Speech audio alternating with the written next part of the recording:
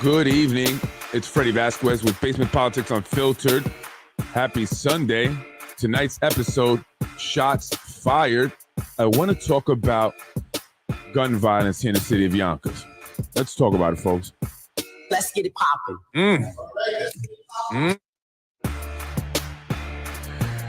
Good evening. Good evening. I am Freddie Vasquez.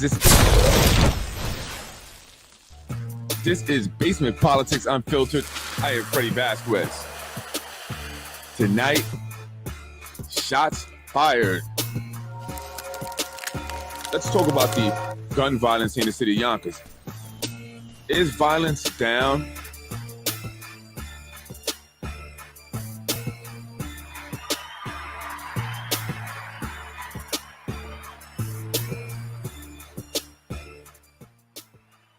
Good evening. Good evening. I'm Freddie Vasquez. This is Basement Politics Unfiltered. Tonight, I want to talk about gun violence.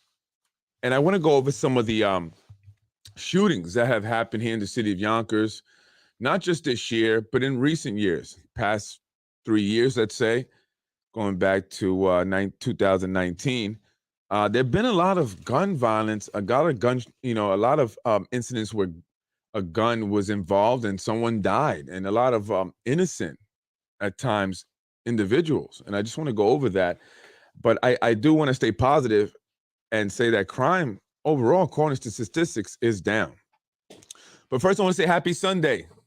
How you folks doing today in Yonkers? I hope you had a great Sunday. I had a great Sunday. The weather was beautiful out there. And I decided to go out and have a daddy and daughter day, which I had a lot of fun with my daughter.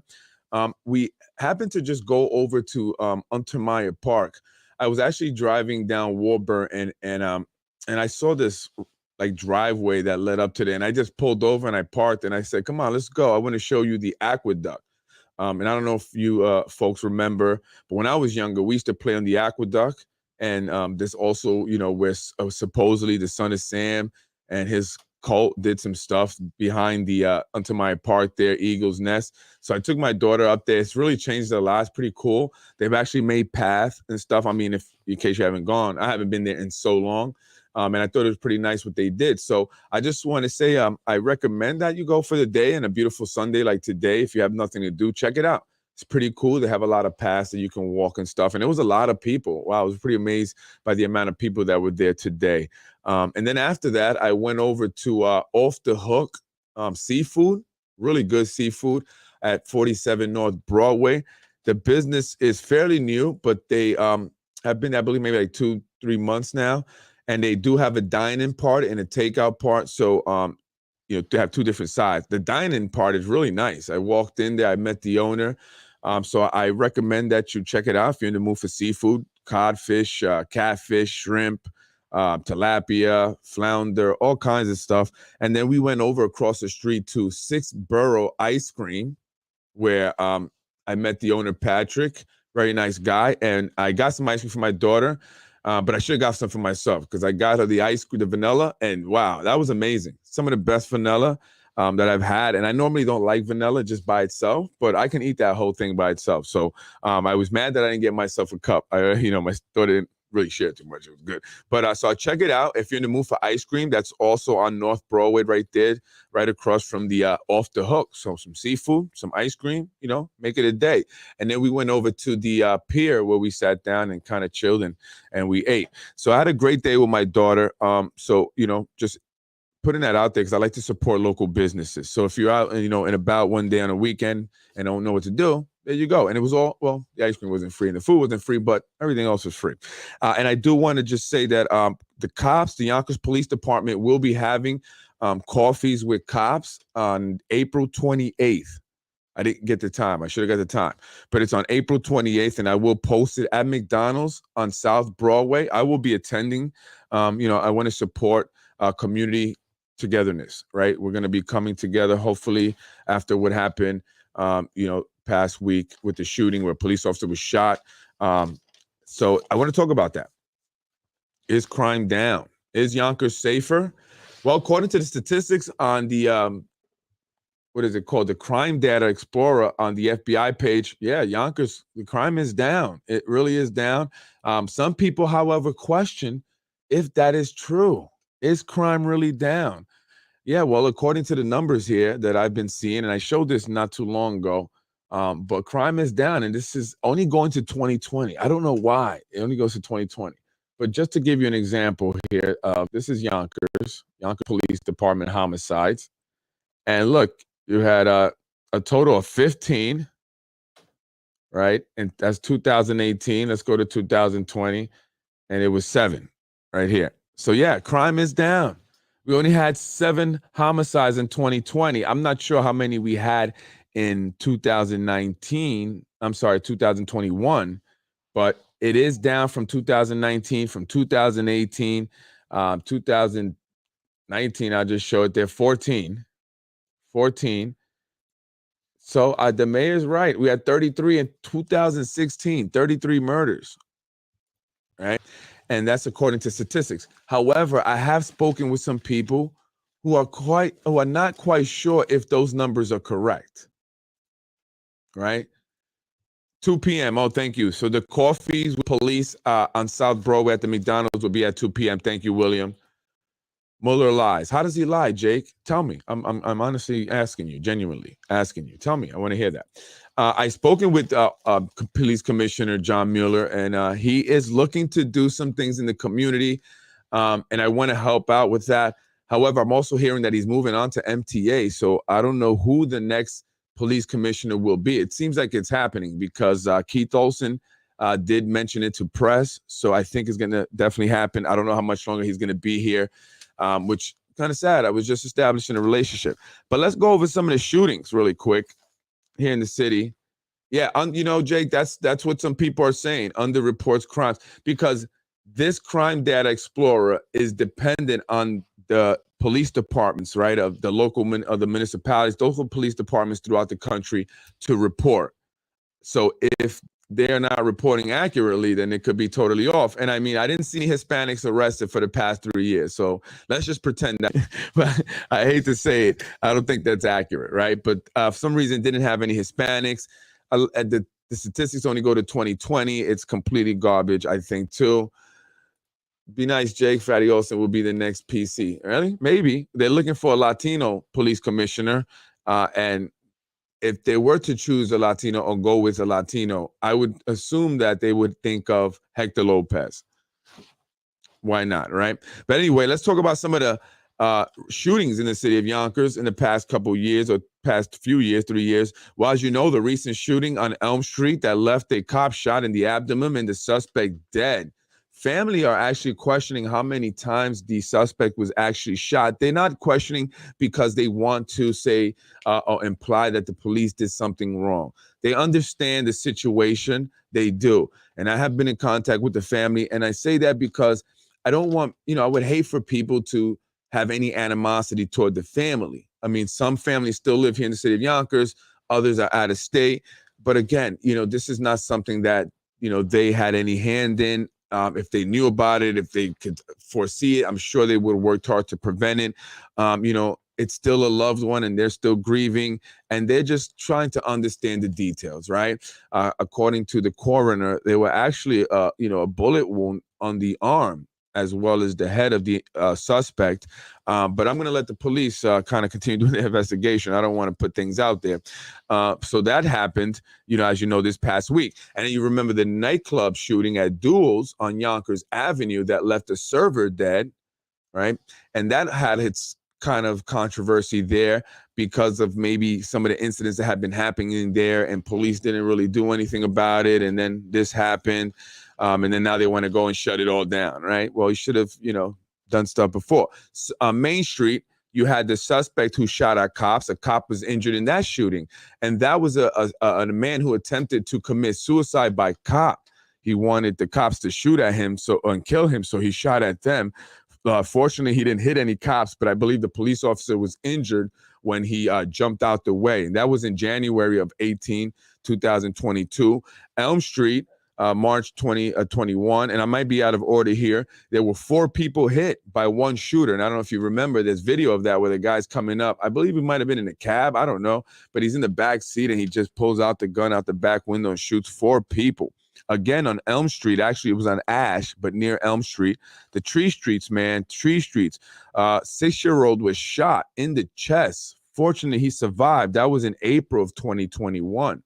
And then near Saunders, a man in his late 20s was shot while sitting in his Maserati. Oh, no, actually, I think the shooter was in a Maserati.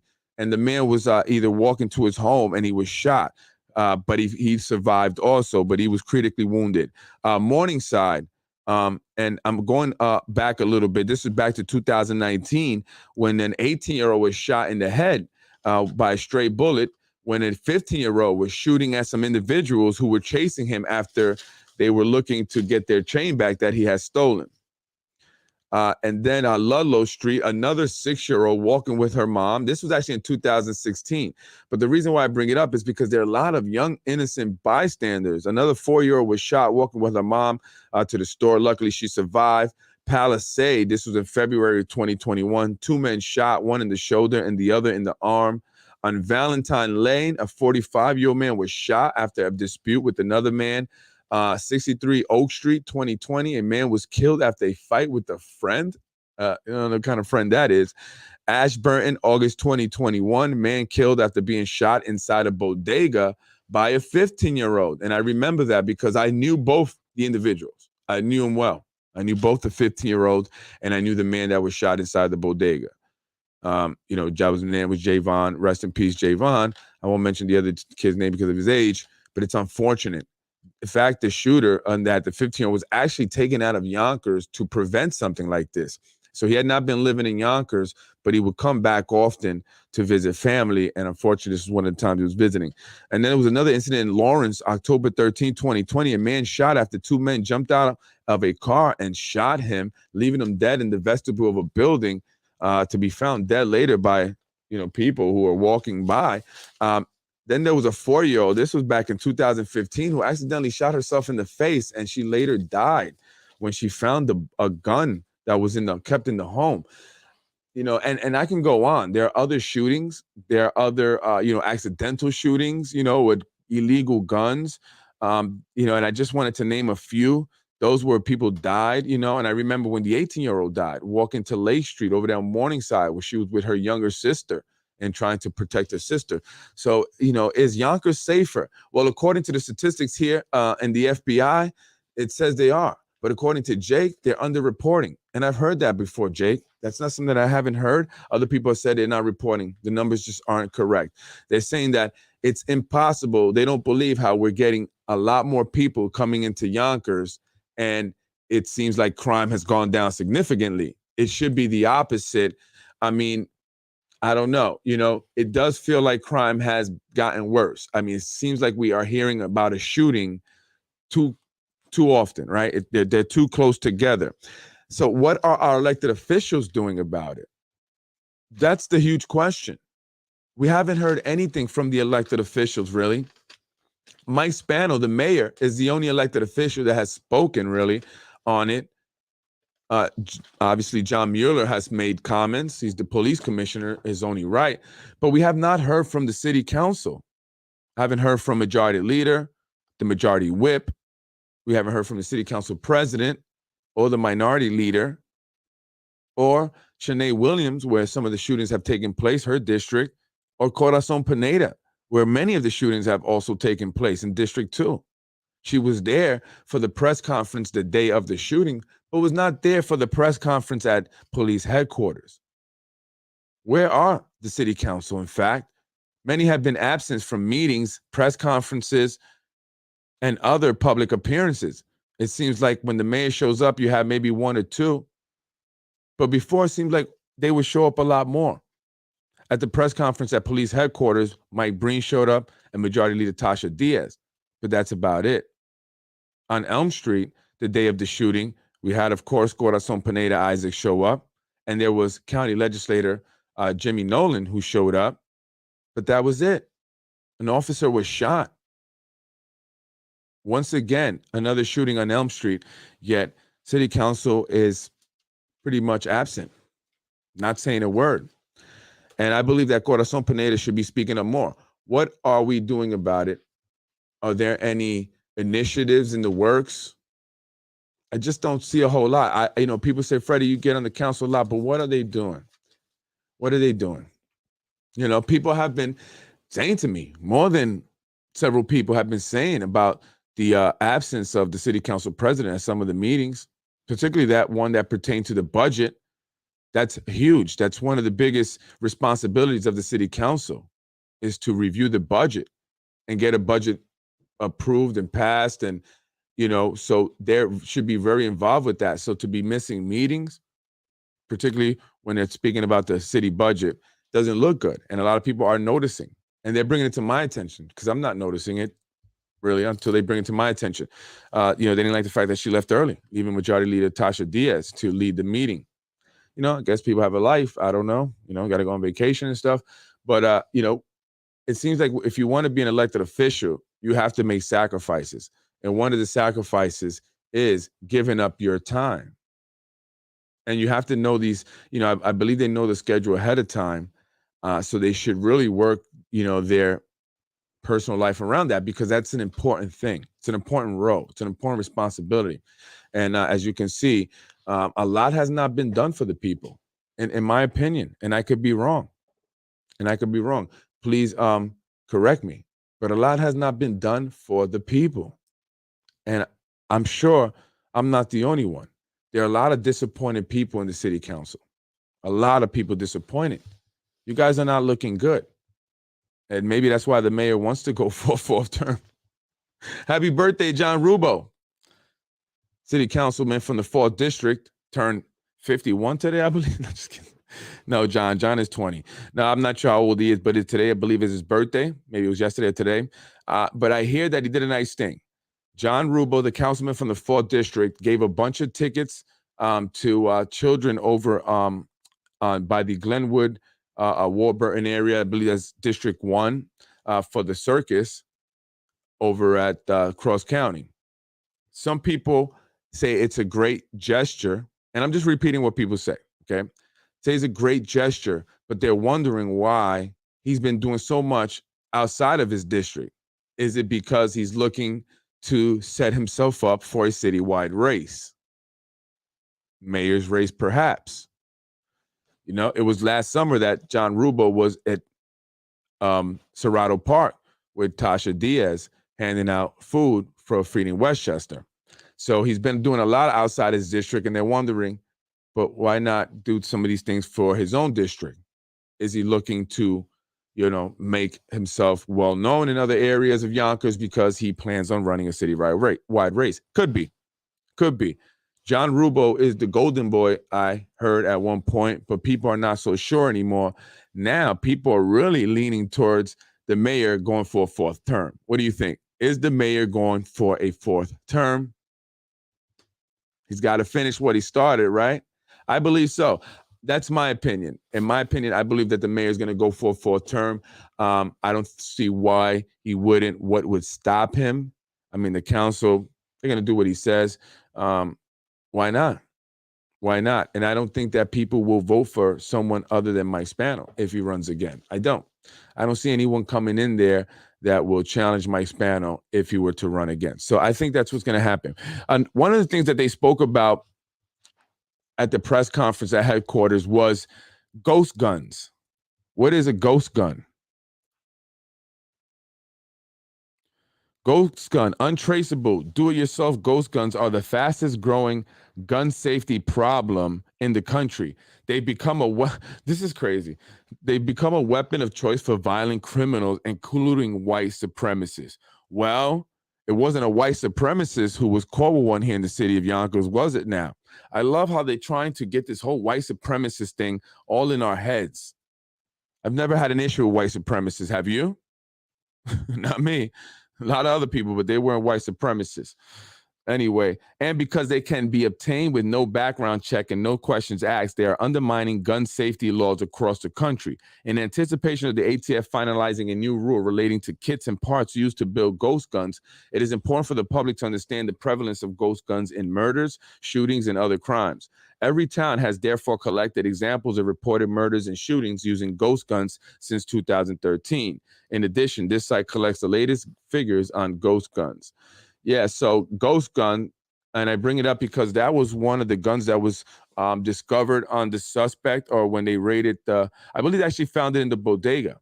They found several guns in the bodega. One of the questions I asked John was, are police looking to do something about people congregating in bodegas? I mean, they go in there and sometimes they store, guns and drugs behind like potato chip racks, right?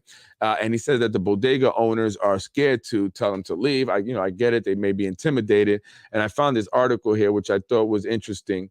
It talks about the Glock under the bodega counter.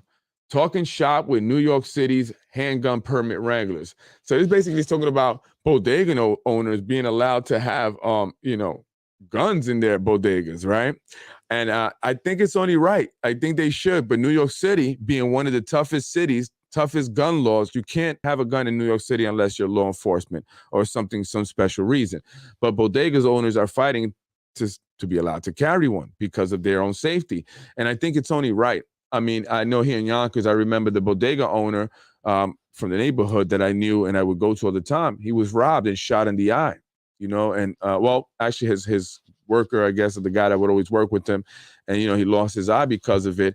The owner was actually shot in the stomach in a robbery. My aunt actually saw the entire thing. That was on Harriet Street many, many years ago. So I don't know. I think they should be allowed to have guns. Look what's going on, get these guys at it. If they're stashing drugs and they're stashing guns in bodegas, then that presents a threat. And maybe they should pass a law. So even if the bodega owners don't say anything, at least if police are driving by and they see it, they then have a right to go inside the bodega and ask people to leave. Right? It's only right. I think that makes a lot of sense. But I just wanted to talk about that. I looked through the crimes. There's not a lot of statistics. What I found there was not a whole lot in terms of the crime reporting on the FBI's page there. It's not really that detailed. It only goes up to 2020. But what I could tell you from that is that it appears that crime has gone down here in the city of Yonkers. How true that is, I could only tell you what it says on the webpage. I don't know. Like Jay said, I know that numbers are fudge. Absolutely, numbers are fudge. But anyway, I want to get out of here. I just want to come on because it's Sunday and talk about that. There is a GoFundMe page, for the suspect or the individual that was killed by police. I'm a human being at the end of the day. And as a human being, I have to have compassion to other human beings, regardless of what. Jesus would do the same. Anybody interested, I will be posting that up if you want to donate or help out. I understand, our prayers are with the officers and his family. He is going to recover, so that's a great thing. And our prayers are with everybody who's suffering, who's been impacted negatively and will suffer for a long time. Death is not something that I wish on anyone. Someone who lost people who I love dearly, I still deal with that every day. So I just want to send prayers. May God, place his hand on everyone and heal and just help Yonkers work to be a better place. Even if crime is going down or has gone down, maybe we can still do a little better, right? Maybe we can still do a little better. And I think, again, the police are doing a great job. I just think that they need some help from our elected officials. I just don't believe our elected officials are doing the best of jobs. If you ask me, their priorities are all about real estate and development. That's it. Real estate and development. Appointing people to zoning board, appointing people to the planning board and whatever other board has to deal with real estate. That's it. That's all they have been concerned with. We still don't have a housing ordinance, and it's very much needed. We don't have any real initiatives to address the gun violence, particularly among the youth who have been impacted the most, as you can see, by gun violence here in the city. I'm Freddie Vasquez, Basement Politics. Join me tomorrow. Should be a little more exciting because I have some information and I want to share with you guys. So join me tomorrow. I'll be on 8, 9 o'clock, my usual times. Thank you for joining me tonight. And again, say a prayer for everyone that suffered, has been impacted just by gun violence in general, right? As a human being, we must have compassion. I'm Freddie Vasquez. Have a good night. Enjoy the rest of your day and have a great week. And city council members, what are you guys doing? What are you guys doing? Nothing, right? Nothing. Big fat nothing burger. And by the way, how's it going with JFK Marina? Did you guys take it back? JFK Marina, you know, that place that we would go to, barbecue and stuff and chill, that you're trying to give away now, you're going to give away to the developers? Folks, if they give that away, that says everything you need to know about our city council. I'm Freddie Vasquez. Have a great night. Don't be bamboozled. Let's get it popping. I am Freddie Vasquez. That was Basement Politics for your Sunday night. Crime is down, so they say, according to statistics. However, it just doesn't quite feel like crime is down. Why? But there's just a whole lot more that's wrong with Yonkers. And I don't want to just point out the negatives, because we are having some great things happening. I've walked through the city of Yonkers and I see some of the new businesses. I've met the new business owners, and I like that. A lot of minority business owners. I've even been seeing a lot more of Hispanics moving into Northeast Yonkers, buying homes here, and I like that. I like it. I'm hearing the Spanish music and stuff. Just don't play the curses too loud, please. I want to hang out in my backyard with my kids. No curses, please. But no, I see it changing. There are changes that are great, but there's still things we need to work on. So I'm Freddie Vasquez. Join me tomorrow. Thank you, guys. Freddie.